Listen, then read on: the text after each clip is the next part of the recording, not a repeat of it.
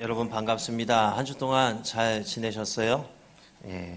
여러분 하나님은 선하신 분이시고 여러분을 가장 최고의 삶으로 인도하시는 분이십니다. 여러분을 주님의 이름으로 사랑하고 축복합니다. 서로에게 인사 나누기를 원합니다. 사랑하고 축복합니다. 그리고 한 번 더 할까요? 하나님은 선하신 길로 인도하고 계십니다. 그렇죠. 우리는 세상을 살면서 어느새 성공의 가치관이 맞추어질 때가 너무나 많습니다. 근데 하나님의 가치관은 성공이 아니라 순종이지요. 요즘 뉴스를 보면은 좋은 소식보다 그렇지 못한 소식의 빈도수가 더 높아진 것 같아요. 완도에서 일어난 한 가족의 죽음이라는 뉴스를 볼 때 왜 그렇게 극단적인 선택을 해야만 했을까 그런 생각도 들지요. 자기 뜻대로 되지 않고 오히려 삶이 되어지는 것이 반대로 될 때에 그 마음을 가득 차지해버리는 실패와 좌절감과 두려움을 이 사람이 극단적인 상태로 몰아가더라는 거죠. 3년여의 코로나와 러시아, 우크라이나 간의 전쟁으로 인해서 요즘 물가가 폭등하고 세계 경제가 휘청이고 파산하는 국가까지 나타나게 되었습니다. 몸에 와닿는 게요. 이제는 5만 원을 주유해도 차가 얼마 가지 않더라는 거죠. 이전에는 5만 원을 주유하면 그런 대로 대한민국의 어지간한 데는 다 갈 수 있겠다 싶었는데 이제는 5만 원 주유를 해도 이게 좀 간당간당한데 이 어림없겠는데 이런 생각이 들더라는 거죠. 이제는 차 타고 다니기가 무서울 정도입니다. 원자재 값이 껑충 올라서 맘먹고 뭐 하나 해볼 엄두도 안 나게 되죠. 얼마 전에 제과점에 가서 빵 몇 개 얼마 고르지도 않았는데 이 빵 가격에 그냥 입이 쩍 벌어지게 되더라고요. 이게 먹고 사는 게 만만치 않음을 느끼죠. 질병 하나로 세계가 휘청이가 되어 있고 전쟁 하나로 경제가 휘청이게 되는 것을 보고 그 시작은 나비의 작은 날개짓 정도로 여겼는데 어느새 폭풍이 되어버린 것에 우리는 놀라움을 금치 못합니다. 작은 것으로 인해 많은 것이 무너지게 되는 것을 보게 됩니다. 작은 균열이 그 큰 건축물을 무너뜨리는 원인이 되듯이 삶의 아주 사소하고 작은 부분으로 인해 인생 전체가 한 번에 무너지는 일이 일어납니다. 사람들은 사소한 것으로 나에 대해, 사람에 대해 평가를 합니다. 사소한 것으로 관계가 틀어지게 됩니다. 오늘 여러분의 말 한마디, 행동 하나라는 아주 사소한 것이 어떠한 결과를 가져오게 될지 우리는 예측을 할 수가 없습니다. 성경에서 에스더서를 보면 하만이라는 사람이 모르드게와 유대인들을 멸망시킬 목적으로 꾀를 내었습니다. 특히 모르드게를 죽여서 매달기 위해 그가 특별히 주문한 나무가 있었습니다. 그런데 반대로 하만 자신이 그 나무에 매달리는 꼴을 겪게 됩니다. 인생이 경영하는 일을 감히 예측할 수가 없는 겁니다.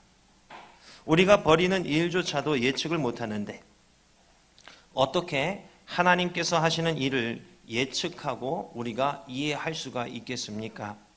우리가 내일을 당장 하루만이라도 예측할 수 있다면 걱정할 일이 많이 줄어들 것 같아요.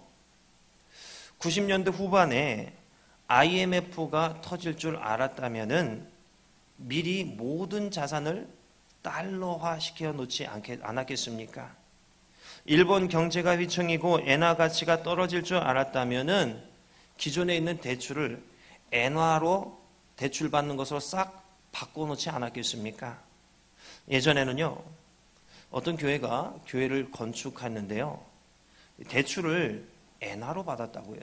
그래서 건축을 했습니다. 그런데 교회를 다 짓고 나니까 대출금을 갚아 나가는데 이 한화 가치가 떨어지고 엔화의 가치가 점점 오르더라는 거죠.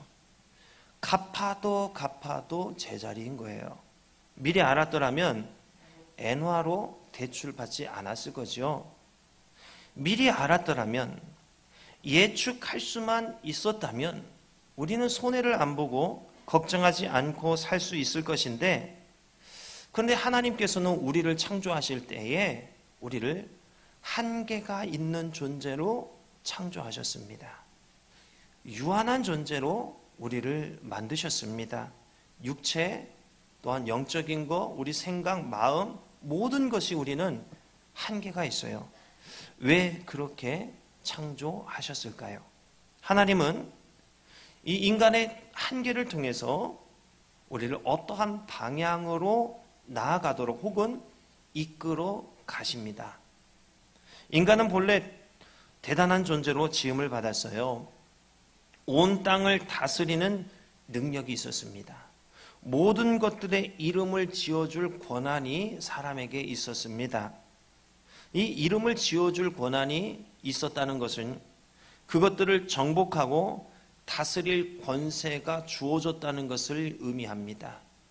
세상의 모든 짐승 식물들이 인간에게 복종하게 된다는 것을 의미합니다. 모든 것을 마음대로 할 수 있는 권한이 주어졌는데, 인간은 하나님이 금지하신 단 한 가지 일에 호기심을 가지고 넘지 말아야 할 선을 넘어가게 되었습니다. 선악과를 따먹어버린 거죠. 이 일 이후로 인간에게 주어진 권세가 저주로 바뀌어지게 됩니다. 인간의 역사를 써 내려갈수록 인간은 점점 권세를 잃어버리게 됩니다. 1000년 가까이 살았던 수명이 10% 가까이 단축되어지게 되었습니다. 질병에 걸리게 되었고 전쟁을 겪게 되었습니다. 하나님은 왜 이토록 인간 세상에 한계를 맛볼 것들을 가득 던져 놓으신 것일까요? 한계를 통해서 무엇을 깨닫고 어떻게 살라는 것일까요? 불가능 한계에 대한 도전은 참으로 아름답고 눈물겨운 모습입니다. 문제는 거기에 탐욕이 묻게 될 때입니다. 한계에 도전을 하는데 그 동기가 무엇인가가 중요합니다. 때로는 탐욕이 강한 동기부여가 되기도 합니다. 성공과 실패의 잣대로 볼 때에 탐욕은 인간을 한 단계 더 높이 올려주는 좋은 것처럼 보여집니다. 내가 이것을 이루기 위해서 어떤 탐욕을 품고 이루기 위해서 열심히 노력해서 그걸 이루어요. 뭔가 발전하고 뭔가 진취적으로 된 상황이 열리게 되는 거죠. 좋은 것으로 보입니다. 눈에 불을 켜고 집중하고 생명을 걸어 탐욕을 이루어내는 것입니다. 그러나 이것은 세상 사람들이 살아가는 삶의 이치일 뿐 그리스도인에게 해당되는 삶의 법칙은 아니더라는 것입니다. 그리스도인은 한계를 극복하고 도전하는 데 있어서 탐욕이 동기부여가 되어서는 안 됩니다. 하나님의 뜻, 하나님의 영광, 하나님의 말씀에 대한 순종이 우리 삶의 도전의 동기부여가 되어야 하는 것이죠. 하나님의 사람은 한계를 통해서 자신의 연약함을 깨닫고 전지전능하신 하나님을 크게 느끼게 되는 것이고, 이로 인해 하나님께로 더 나아가서 하나님을 의지하는 삶을 선택하게 됩니다. 세속 사람은 한계를 탐욕으로 극복해 내려고 합니다.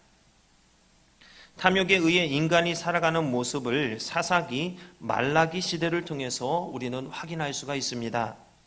하나님의 일을 하는 사사들도 하나님께 대한 순종이 아니라 탐욕이 인생의 동기부여가 될 때 자식에게 그 큰 성을 나누어 주고 좋은 나귀를 타고 다니는 모습을 보여주게 되었습니다. 그 인생이 물질 중심의 인생이 된 거예요. 사사가 성읍을 자녀에게 주고 좋은 나귀를 타고 다니게 했다.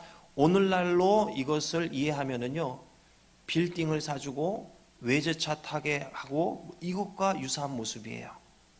말라기 시대에는 좋은 가치는 자신이 취하고 볼품 없는 가치는 하나님께 드리면서 나는 이번 주 하나님께 참 잘하였다.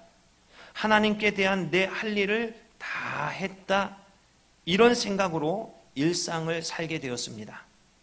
가장 좋은 가치는 자신을 위해서, 그저 그런 가치는 하나님께 드려서 손해보는 장사를 안 했어요. 하나님께 이익을 따지기 시작했습니다.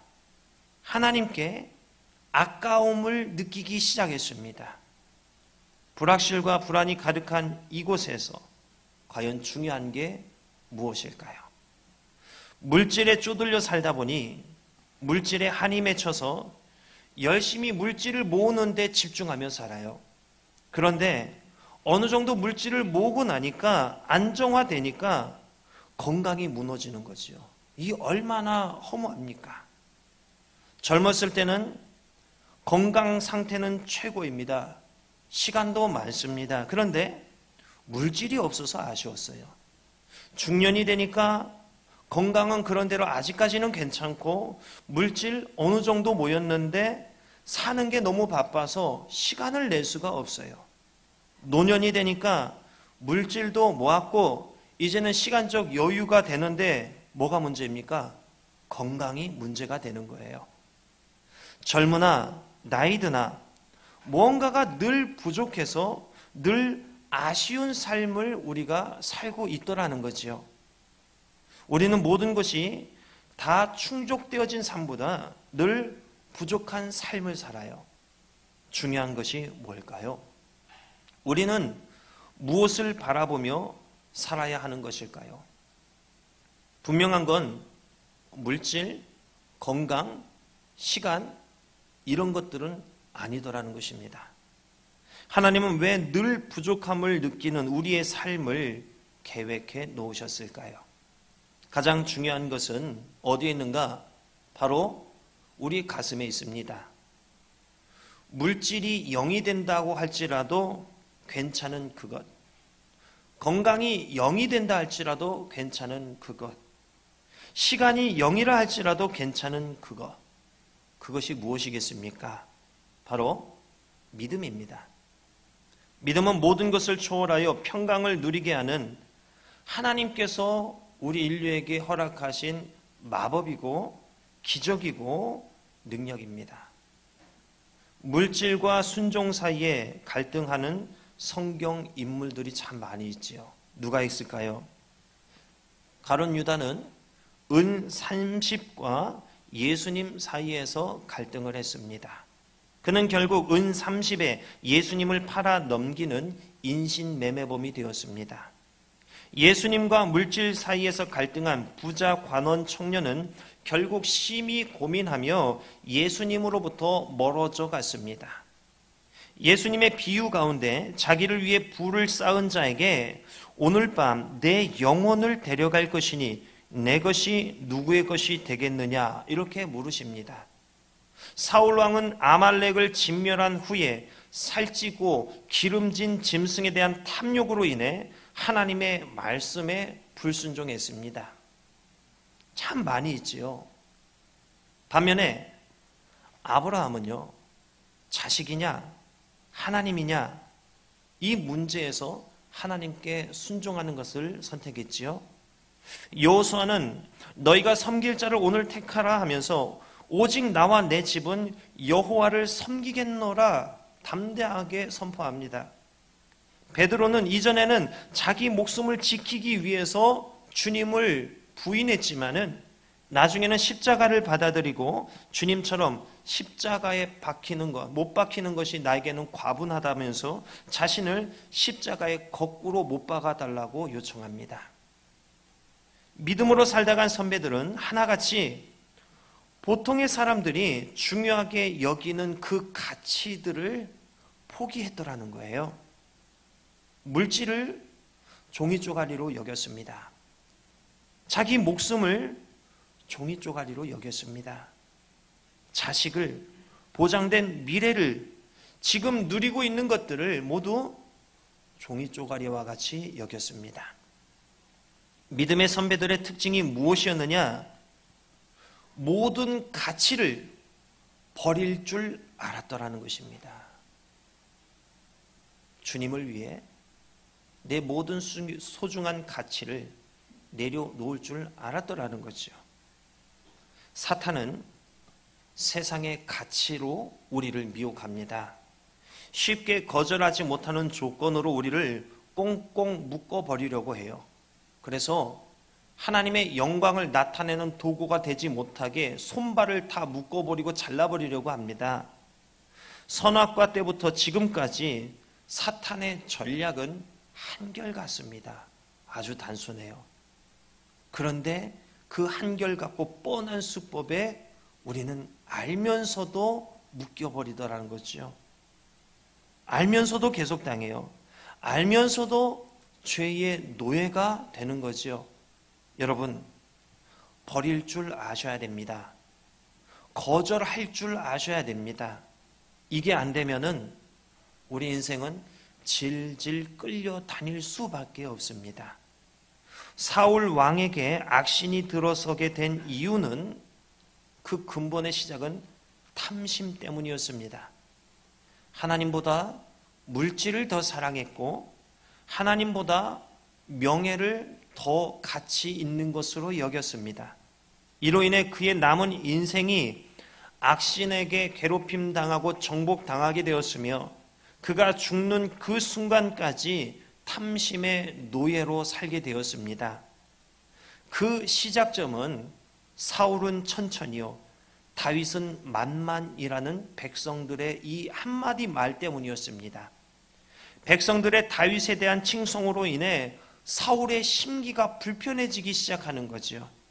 아유, 이곳의 왕은 나인데 내가 최고의 명예와 영예를 누리고 인정받아야 하는데 나보다 타인이 인정받는 꼴을 못 보는 것입니다.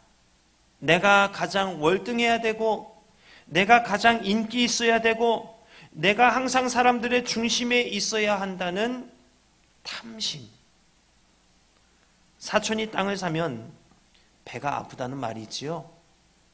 내가 더 잘 돼야 되는데 남이 더 잘 되니 이 심기가 불편해지는 겁니다. 이 모습이 세상 사람들이 살아가는 법칙과도 같은 모습이에요. 그런데 교회에서도 탐심이 발동되어지는 모습이 나타날 때가 있습니다. 주어진 이 상황에 감사하지 못하고 이건 이래서 못마땅하고 저건 저래서 못마땅하다는 그런 반응들이 곳곳에서 나오는 거예요. 한 예를 들어볼까요? 음식을 해 먹는데 요리를 한 사람에게 아이고 여름에 더운데 수고했다고, 이거 하느라 얼마나 힘들었냐고 이렇게 하면서 먹어보니까 맛이 없어요. 맛 없어도 맛있다고 이렇게 칭찬해 주고 그러면 얼마나 좋습니까? 그런데 어때요? 아이고 이건 너무 짜고, 이건 너무 싱겁고, 이건 이래서 안 되고 저건 저래서 안 되고, 이러한 반응을 하면은 누가 이 더운 날씨에 요리하고 싶어지겠습니까? 이 모습이요, 그 안에 들어가 보면 뭡니까? 남을 인정하지 않는 그런 태도예요. 이것도 결국은 탐심이에요. 그 말에 무슨 뜻이 있는 건가요? 아이고 내가 해도 이거보다는 더 낫겠다. 뭐예요? 자기 우월감이 있는 거예요. 남을 인정하지 않고 내가 인정받아야 하겠다는 탐심이에요. 내가 영광을 받고 내가 여기서 우두머리가 되고야 말겠다는 탐심. 이게 발동된 모습입니다. 내가 할 수 있어도 주변 사람을 독려하여서 함께 일하도록 하고, 잘한다고 칭찬해주고 잘한다고 하고 세워주고 일꾼을 만들어 나가야 되죠. 내 성에 안 찬다고 할 말 못할 말 다 해버리면 일할 사람 다 떠나버리고 아무도 남지 않게 되는 것이지요. 우리는 모두가 자기 주관을 가지고 살아갑니다. 그러나 함께 할 때는, 모일 때는 자기 주관을 버릴 줄 알아야 됩니다. 공동체의 중요한 것은요, 성공과 실패 이거 아닙니다. 이거 중요하지 않습니다. 공동체, 특히 그리스도인들이 모인 이 공동체에서 중요한 것은 얼마나 섬겼느냐, 얼마나 존중해 주었느냐, 이것이 중요합니다. 하나님은 여러분에게 한 번도 성공을 강요한 적이 없으세요. 성공해야지 더 복 받는다, 성공해야지 내 자녀다, 이런 말씀 한 적이 없으세요. 나의 아내 거해라, 서로 사랑해라, 이 말씀만 하셨습니다. 그런데 우리는 하나님의 잣대가 아니라 교회 안에서도 세속적인 성공의 잣대를 들이대고 이것을 우리 서로에게 적용하고 있더라는 것입니다. 여러분, 음식 맛있어 봤자 뭐 얼마나 대단한 맛이 나겠습니까? 우리는 음식을 먹는 게 아니에요. 음식을 한 사람의 정성과 그에 대한 사랑의 반응을 우리가 먹는 것입니다. 일 잘해봤자 얼마나 잘할 수 있겠습니까? 하나님이 보시는 것은 일 잘하는 모습 아니에요. 얼마나 사랑하고 얼마나 섬기고 있고 얼마나 하나님의 말씀에 순종하고 있느냐, 이거를 보십니다. 자기 의에, 자기 탐심의 노예가 되어서, 물질의 노예가 되어서, 명예의 노예가 되어서 살아가는 인생은 이런 하나님의 법칙을 알 수도, 이해할 수도, 실천할 수도 없습니다. 음식이 맛없으면 용서가 안 되는 거예요. 실수를 조금만 해도 이게 용납이 안 되고 용서가 안 되는 거예요. 얼마나 살벌한 세상입니까? 우리는 맛없어도, 실수해도, 실패해도 괜찮은 겁니다. 하나님은 우리를 조금 부족하게 만드셨어요. 모두를 똑같게 만들지 않으셨어요. 그러니 내 주관을 남에게 적용하지 마세요. 다 나와 같겠거니 여기지 마세요. 그 사람이 부족한 거 있으면 반면에 그 사람이 잘하는 거 있어요. 그 사람이 잘하는 걸 나는 못하는 거 있을 수 있어요. 반대로 내가 못하는 걸 그 사람이 잘할 수 있어요. 그걸로 시기하지 마세요. 하나님은 서로가 연합하여 온전해지라고 말씀하십니다. 그 사람의 부족함을 내가 채워주고 나의 부족함을 그 사람이 채워주는 것입니다. 그러라고 믿음의 공동체를 이루게 하신 것입니다. 이것이 이 공동체의 놀라운 비밀입니다. 그런데 이런 하나님의 비밀을 품은 공동체를 시기의 눈으로 바라보고 거기에 내 탐심을 섞어버리고 내 주관으로 바라보기 시작하면 절대 한 몸이 될 수가 없습니다. 분열할 수밖에 없어요. 우리는 모든 가치를 버릴 줄 알아야 됩니다. 성공이 아니라 순종을 택해야 됩니다. 맛없는 음식을 먹으면서도 서로 우애할 줄 알아야 됩니다. 실패를 맛보면서도 서로 안아줄 줄 알아야 됩니다. 이 모습이 주 안에서 온전한 공동체의 모습입니다. 우리가 무슨 일을 할 때 실패하고 부족해 보여도 그건 나무라지 마세요. 교회 공동체에 왜 세속적인 관점을 가지고 우리가 들어오는 것입니까? 교회는 달라야 돼요. 성도는 달라야 돼요. 여러분은 달라야 됩니다. 그 모습이 빛이요 소금이 되는 것입니다. 세속의 관점을 가지고 들어오기 때문에 빛을 잃어버리고 맛을 잃어버리게 되는 것입니다. 주님 오시기 전까지 우리는 늘 부족한 환경 속에서 살아가게 될 것입니다. 여러분 삶의 동기부여가 이제는 탐욕이 아니었으면 좋겠습니다. 하나님의 말씀에 대한 순종이 삶의 동기부여가 되기를 바랍니다. 세상의 성공으로 인한 기쁨보다 하나님의 말씀에 순종함으로 인해 누리게 되는 기쁨이 더 큰 줄 믿으시기 바랍니다. 이 기쁨은 체험하기 전엔 알 수도 예측할 수도 없습니다. 우리는 그동안 세상에서 이런저런 맛을 다 보았습니다. 세상의 이치를 꿰뚫듯 다 알고 있습니다. 그만큼 하나님의 이치에 대해서 우리는 맛보아 알고 있는지요? 예수님은 말씀하셨습니다. 평안을 너희에게 끼치노니 곧 나의 평안을 너희에게 주노라. 내가 너희에게 주는 것은 세상이 주는 것과 같지 아니하니라. 뭐예요? 세상과 같지 않습니다. 달라요. 우리는 오늘 여러분의 아주 사소해 보이는 신앙의 결단이 여러분 삶의 모든 것을 바꾸어 놓는 하나님의 능력이 될 것입니다. 성공으로부터 오는 기쁨을 버리고 이것을 외면하고 하나님의 말씀에 순종함으로 인해 누리게 되는 이 기쁨을 사모하기 시작하기 바랍니다. 여러분의 영과 여러분의 몸과 삶을 환경을 비옥하게 하고 살찌게 할 것이며 강건하게 될 것이고 풍요롭게 될 것입니다. 그 어떠한 질병과 고난이 온다 할지라도 여러분 전혀 두려움을 느끼지 않게 될 것입니다. 그 어떤 상황이라 할지라도 여호와는 나의 목자시니 내게 부족함이 없으리로다. 당연하게 당당하게 일상 가운데 고백하게 될 것입니다. 이것이 우리가 누릴 수 있는 최고의 복 중의 복입니다.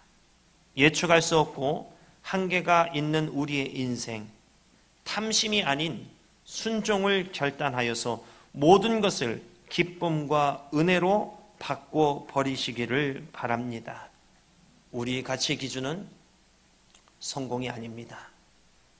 우리의 가장 소중한 가치, 최고의 가치는 순종인 것을 기억하시고 교회 공동체 안에서 또한 여러분의 삶 가운데서도 성공과 실패의 잣대로 인해서 감정 상하지 마시고 오직 하나님의 말씀에 대한 순종의 가치를 두시고 거기에서 기쁨을 누리시기를, 그로 인해서 환경의 그 어떤 변화와 풍랑 가운데서도 흔들리지 마시고 여전히 말씀이라는 표대를 향하여서 순종해 나가시기를, 거기에서 오는 그 기쁨을 충만하게 누리시고 나타내시고 흘러넘칠 때 전하시기를 주님의 이름으로 축원합니다.